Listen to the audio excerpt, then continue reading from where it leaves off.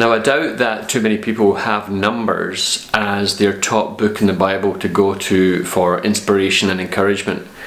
And there's probably good reason for that, because really it is a book which catalogues one failure after another of the Israelite people. And so it can be difficult reading, as it reveals to us the consistent compromise that Israel are prone to. But even although there are a lot of stories of failure in it, there's actually a really deep and encouraging message that prevails through the whole book. The book of Numbers starts at Mount Sinai and then is really the movement from Sinai into the desert and towards the Promised Land. And during that journey there are a number of structural aspects for the Israelite people to learn about how to camp and how the tribes are allocated and how many are in each one and what the specific jobs of the tribes and clans are. So there's some very practical and necessary parts of the Numbers teaching, but the prevailing theme is one of failure and rebellion and lack of faith. It starts just after 3 days of leaving Mount Sinai. They end up in the desert and they start to really moan and complain about food and about the conditions, and they start to lament, why didn't we stay in Egypt? What are you up to, Moses? Have you brought us out here to die? And so there's this refrain that goes really through the whole book of as soon as they hit a rough patch or a significant challenge, they start to yearn for Egypt. They want to go back to where they came from. So that's a really interesting and insightful sort of psychological aspect to Israel and to everyone, really, is that we would often rather go back to the dysfunction that we know than move on to new ground that we don't yet know how to occupy. It requires faith, it requires maybe a new set of skills, it requires a commitment to God and to each other that we have not yet experienced. And part of our human system wants to rather default back to the old dysfunctional ways, even although we know that we flounder there, rather than move into a new place. So there's some really deep and recurring themes to the book of Numbers. So there's rebellion right from the top all the way down. Even Moses himself has a few moments of deep melancholy reflection, asking God, what are you doing and why have you brought me here and how come I've been asked to undertake this job that I didn't even apply for? But then you go to Aaron and Miriam, they rebel in their own way and there's a consequence to that. The leaders of the 12 tribes, they rebel, there's a consequence to that. The explorers that go into the Promised Land to check it out, 10 of the 12 flounder in that expedition and come back with nothing but fear and trembling. And then there's a number of the tribal leaders that sort of gang up against Moses and Aaron and try and re-establish a new leadership to take them back to Egypt. And then there's whole swaths of the Israelite people that grumble and complain. So all the way through the book, due to different circumstances, there's all these different levels of failure and rebellion and lack of faith. But one of the things that we have to keep in mind is that every time this happens, a couple of things accompany it. One is there's a consequence. There's a consequence to their grumbling, to their lack of faith, to their decision. But as well as a consequence, there's also a solution that God provides. God says, okay, if that's not working for you, then we'll do it this way.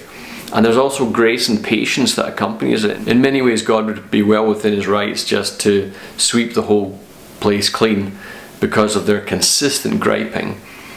But God constantly offers them a new way, a new option, a gracious way. Sometimes they get what they wish for in a macabre way. For example, the Israelites say, we don't want to enter the Promised Land, we'd rather stay here in the desert and die. And to that God says, well, actually that's then what's going to happen. You're not going to inherit the Promised Land. And this whole generation of unbelief, you will stay in the desert and you will die in the desert. So there's this difficult consequence that goes along with some of their lack of faith. But then there's also the promise given to their children, you will occupy the Promised Land. You will move in and take that which has been promised to you.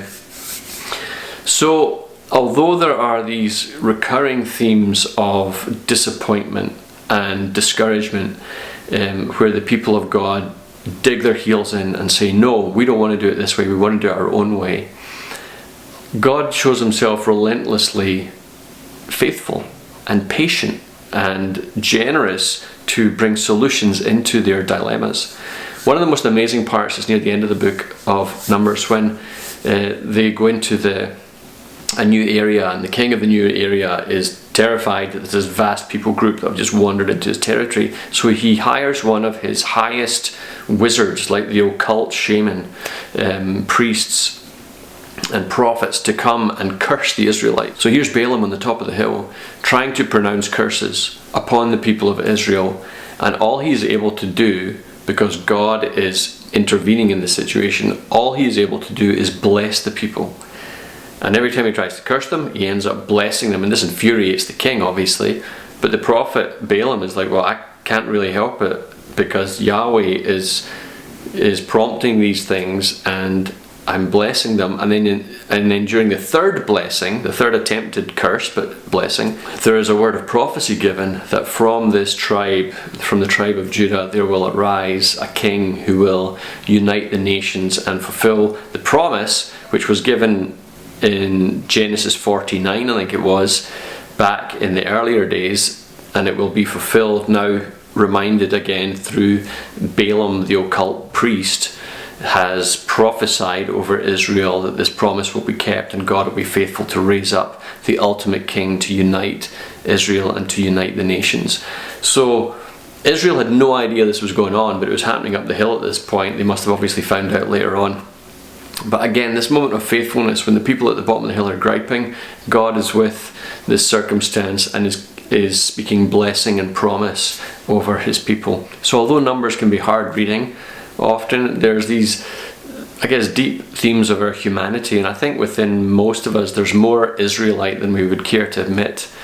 And yet hopefully we would find ourselves in the company of the likes of, say, Joshua and Caleb, who were the ones who went into the promised land, who saw the size of the opposition, who saw the extent of the challenge, and yet still believed God to be faithful and up to the task of moving Israel into that prophecy and that promise and to occupy the land. So hopefully we're a little bit more like those two than the rest. But great food for thought and good challenge, and a little bit like looking in the mirror sometimes when we find ourselves in those circumstances too. So something to think about. Until next time. Peace.